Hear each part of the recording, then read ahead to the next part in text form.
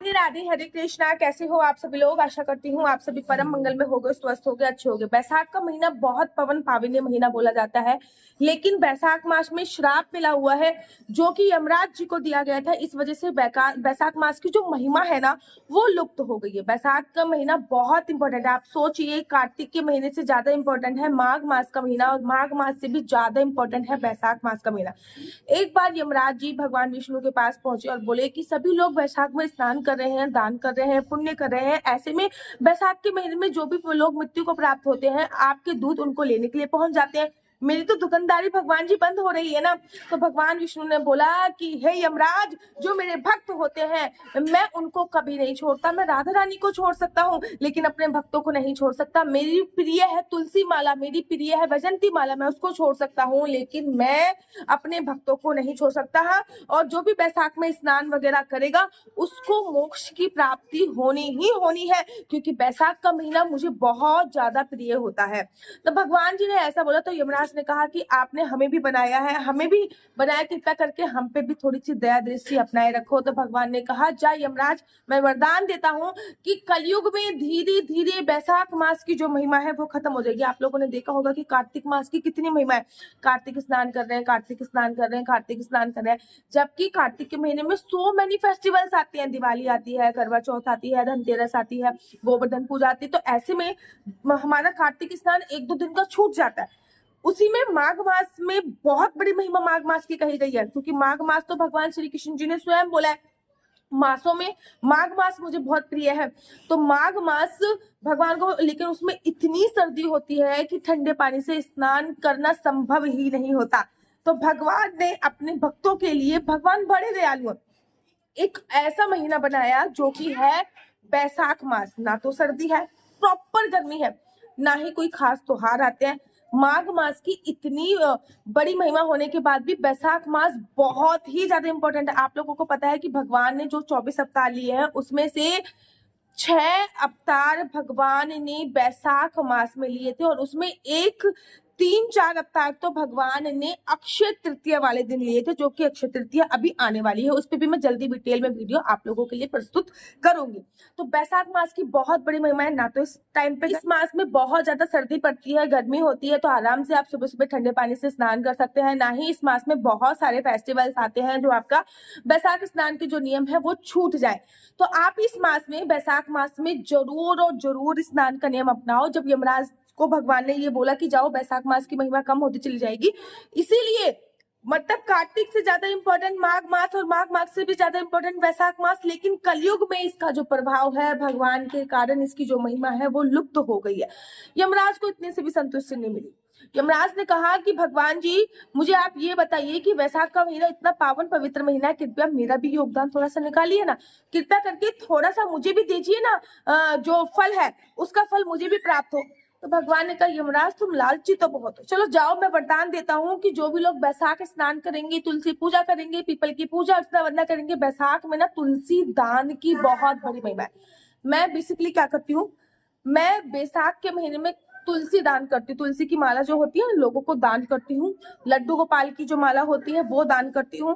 बैसाख के महीने में चंदन दान की बहुत बड़ी महिमा है श्रीधाम वृंदावन से, क्योंकि मैं सारी चीजें ना श्रीधाम वृंदावन से ओरिजिनल मंगाती हूँ। सारी की सारी चीजें ओरिजिनल मंगाने के बाद मैं ओरिजिनल चीजें ही श्रीधाम वृंदावन से दान करती हूँ। बैसाख मास में बहुत बड़ी महिमा है तुलसी दान की, चंदन दान की, क्योंकि बैसाख के महीने में भगवान श्री कृष्ण जी की चंदन यात्रा भी चालू होती है। तो चंदन दान की बहुत बड़ी शास्त्रों में महिमा कही गई है। बैसाख के देखो कुछ कुछ नियम होते हैं जो बैसाख में आपको जरूर लेने चाहिए। नंबर 1, स्नान करने का नियम। सूर्य उदय होने से पहले 45 मिनट पहले का जो समय होता है उसको ब्रह्म मुहूर्त बोला जाता है। तो आप सूर्य उदय से 45 मिनट पहले नहा लीजिए। नहीं उठ पा रहे हैं दीदी, क्या करें, एटलीस्ट सूर्य उदय होते हुए तो नहा लीजिए। 11-12 बजे स्नान कर लो तो वो बैसाख स्नान की श्रेणी में नहीं आएगा। तो बैसाख स्नान नंबर 1, बैसाख स्नान का नियम। नंबर 2, तुलसी का सेवन का नियम। इसमें आपको क्या करना होता है, एवरीडे भगवान श्री कृष्ण जी को या फिर लड्डू गोपाल को, जो भी भगवान विष्णु की स्वरूप आपके घर पे है, उनको तुलसी दल उनके सिर पे यहाँ पे रखा जाता है, और उसके बाद वो तुलसी दल आपको पान कर लिया जाता है। तो उससे कहते हैं तुलसी सेवन का नियम, अर्थात मैं बैसाख के पूरे महीने तुलसी का एक पत्ता सेवन करूंगी। अच्छा, जो ये वीडियो बैसाख स्नान मतलब बैसाख प्रारंभ होने के बाद देख रहे हैं, जब से ये वीडियो देखो तब से कर लीजिए, ठीक है ना भैया। बैसाख का महीना मैं ये कहती हूँ भैया, सेल लगी हुई है, जैसे कि जारा के शोरूम पे सेल लगती है, लिवाइस के शोरूम पे सेल लगती है, वैसे ही बैसाख के महीने में भक्ति की सेल लगी हुई है।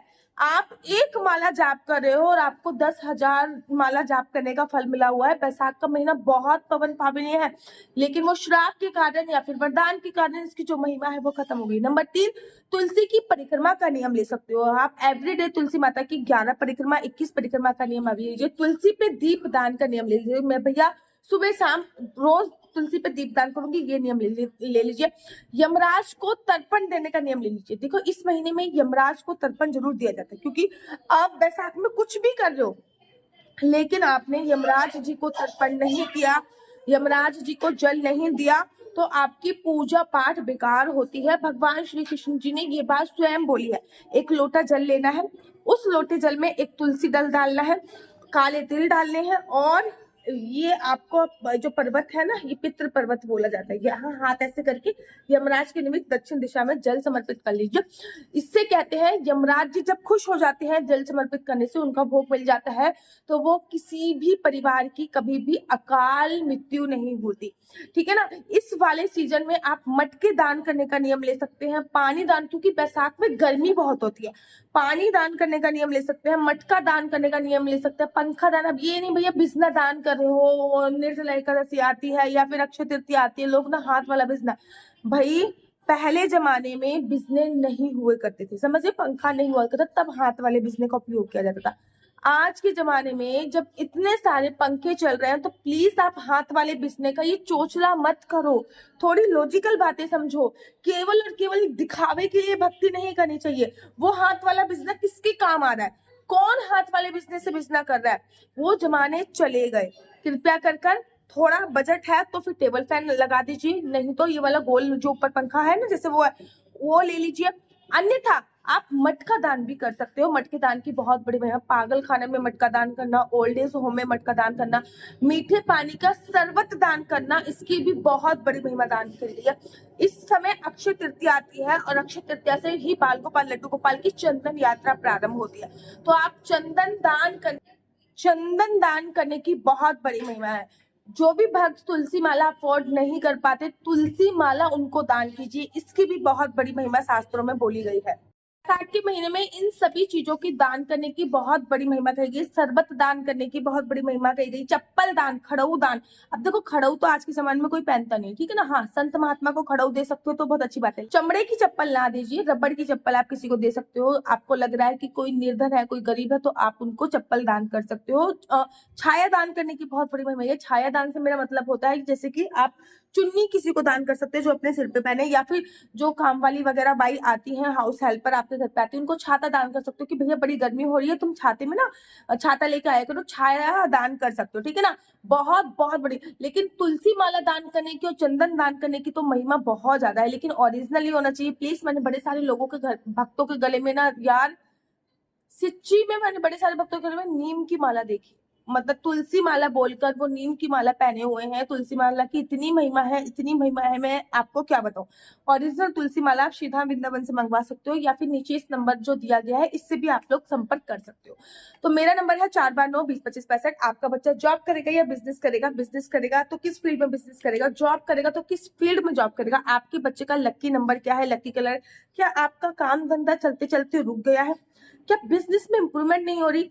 आपकी जॉब नहीं लग रही है? समझ में नहीं आ रहा किस चीज की पढ़ाई करें जिससे सक्सेसफुल हो पाए? सारे ज्योतिष उपाय कर लिए हैं, सारे उपाय करने के बाद भी अगर आपको सफलता नहीं प्राप्त हो रही, तो एक बार नेम करेक्शन अवश्य करवाइए, क्योंकि क्या पता आपका नाम ही आपका साथ ना दे रहा हो। आपको लकी नंबर पे ही वो काम करने हैं, लकी दिन पर ही काम करने हैं। वो कौन से हैं आपके लकी नंबर, कौन से हैं लकी दिन जिससे आपको काम में सफलता मिले? सरकारी नौकरी का योग है या नहीं, विवाह का योग कब बन रहा है, संतान प्राप्ति का योग कब बन रहा है, ये सभी जानकारी आप इसे कुंडली के माध्यम से प्राप्त कर सकते हैं। लेकिन एक बात याद रखिए, कुंडली देखना बिल्कुल भी फ्री नहीं है, इसके मैं थोड़े से चार्ज लेती हूँ।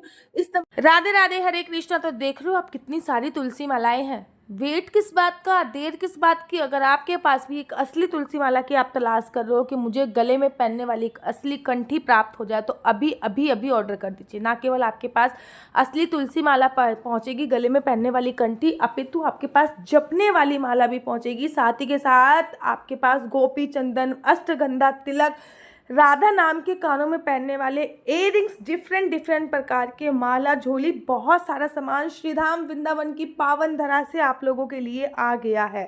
पता है, जब मैं श्रीधाम वृंदावन में मेरे को वास मिला था ना, मुझे पता ही नहीं था कि भाई असली तुलसी माला और नकली तुलसी माला क्या होती है।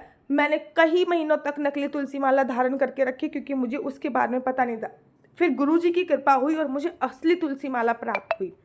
ना केवल आपको असली तुलसी माला मिलेगी, आपके लड्डू गोपाल काले हो गए हैं तो ये गोपी चंदन आप अपने लड्डू गोपाल को लगा के गोरा कर सकते हैं। इस्कॉन टेम्पल से जुड़े हो, राधा वल्लभ संप्रदाय से जुड़े हो, राधा माधव संप्रदाय पे जुड़े हो, तिलक बनाना नहीं आता तो ये तिलक का स्टैंड भी आप लोगों के लिए उपलब्ध है। ये तिलक का स्टैंड भी आप लोग इसका भी फायदा उठा सकते हो। ना केवल तिलक का स्टैंड आपको मिलेगा, अपितु राधा नाम के हार्ड शेप के इयररिंग्स हो गए, स्क्वायर इयररिंग्स हो गए, ट्रायंगल हो गए, ये सभी प्रकार के इयररिंग्स भी आपको उपलब्ध है। कितने सुंदर सुंदर है ना, सोचिए कितने सुंदर सुंदर है। और ये सभी चीज़ें आपको प्राप्त हो सकती हैं और बहुत ही सूक्ष्म अमाउंट में, मतलब बहुत थोड़े से पैसों में ये सभी चीज़ें आपको प्राप्त हो सकती हैं। अगर आप चाहते हो कि आपको ये इयररिंग्स प्राप्त हो, अश्वगंधा तिलक प्राप्त हो जो कि ओरिजिनल है, 8 प्रकार की चीज़ें इस तिलक में इंक्लूड होती हैं, लड्डू गोपाल को लगाने के लिए ओरिजिनल इत्र प्राप्त हो, क्योंकि अब तो गर्मी आ गई, गर्मी में इत्र सेवा जरूरी होती है।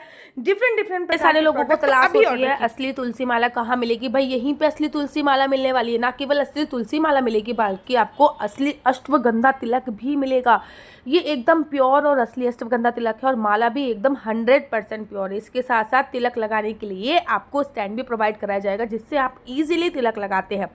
राधा वल्लभ संप्रदाय में हो गए, इस्कॉन टेम्पल में हो गए, इसी से सब तिलक लगाते हैं, ये भी आपको प्रोवाइड कराया जाएगा। इतना ही नहीं, इस पैकेज में आपको मिलेगा कानों में पहनने वाले तुलसी के असली राधा नाम के इयररिंग्स, कानों में पहनने वाले तुलसी के असली राधा नाम के इयररिंग्स आपको मिल रहे हैं। साथ ही के साथ आपको बाल गोपाल, लड्डू गोपाल को लगाने के लिए असली इत्र भी आपको इसी पैकेज पे प्रोवाइड हो रहा है। जल्दी से हमारी तरफ से मिलेगा आपको लड्डू गोपाल के लिए एक छोटी सी तुलसी माला, वो एकदम गिफ्ट होएगा। मतलब 500 रुपये में 6 चीजें आप बात की। श्रीधाम वृंदावन से डायरेक्ट आपके घर पे आएगा, डिलीवरी चार्ज आपको अतिरिक्त देना पड़ेगा। इस पैकेज का प्राइस है 500 रुपये। राधे राधे, हरे कृष्णा। इस नंबर पे मैं किसी भी प्रकार से कोई भी क्वेश्चन आंसर का रिप्लाई नहीं देती। ये नंबर केवल और केवल मैंने खुली दिखाने के लिए दिया हुआ है। अगर आपको मेरी वीडियो अच्छी लगती है तो आप अपना यूट्यूब चैनल हरि बोल को लाइक शेयर सब्सक्राइब करना बिल्कुल भी मत भूलिए। तब तक के लिए मुझे दीजिए इजाजत। राधे राधे, हरे कृष्णा, हरि बोल।